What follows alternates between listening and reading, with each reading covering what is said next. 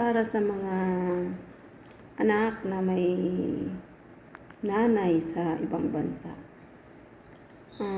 Sana huwag niyong isipin na porque nasa ibang bansa yung mama niyo, mabibili niyo lang lahat yung gusto niyo.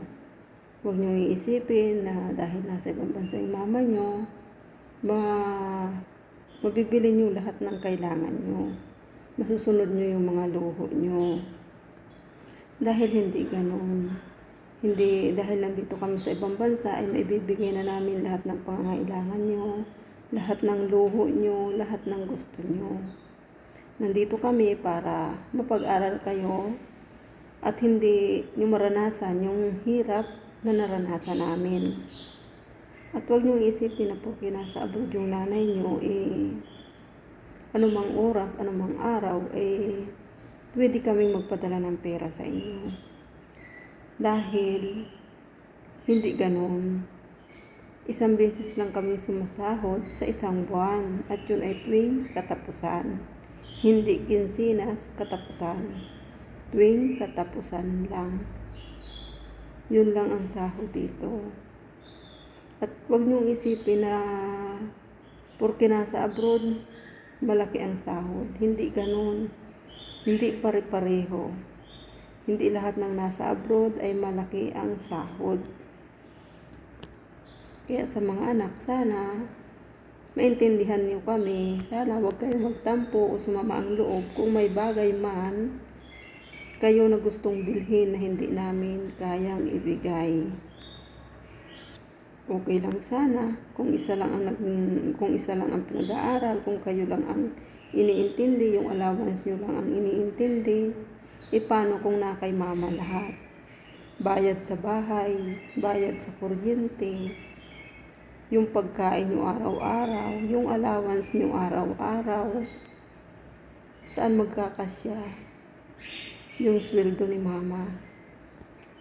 Kaya ang masasabi ko lang, sana magsikap kayong mag-aral. Yung mga anak na inapag-aral ng magulang na nasa ibang bansa, pagbutihin nyo yung inyong pag-aaral para magsikap na lang kayong mag-aral para sa ganun matupad nyo yung inyong pangarap. Kung sakaling makatapos kayo ng pag-aaral, magkaroon ng maayos na trabaho, maayos na sweldo, mabibili nyo lahat ang inyong gusto. Hindi naman kami aasa sa inyo na porque may trabaho na kayo, aasa na kami sa inyo. Hindi ganon. Magsisikap pa rin kaming magtrabaho. Kaya laging pakiusap ng magulang sa anak, sana mag-aral ng mabuti. Pagbutihin niyo yung pag-aaral niyo.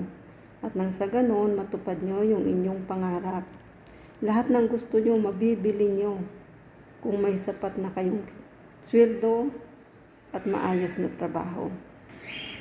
Pero kung kayo naman ay nakatapos nga ng pag-aaral, nagkaroon ng maayos na trabaho, at maayos na sweldo at nag-asawa naman agad kayo, wala din.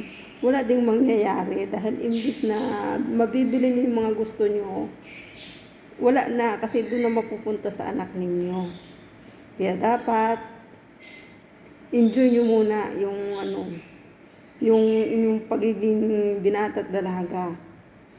Para sulitin niyo muna para masunod nyo yung mga gusto nyo. Mabili nyo yung mga gusto nyo. Huwag naman yung pagka-graduate ay mag-aasawa na agad.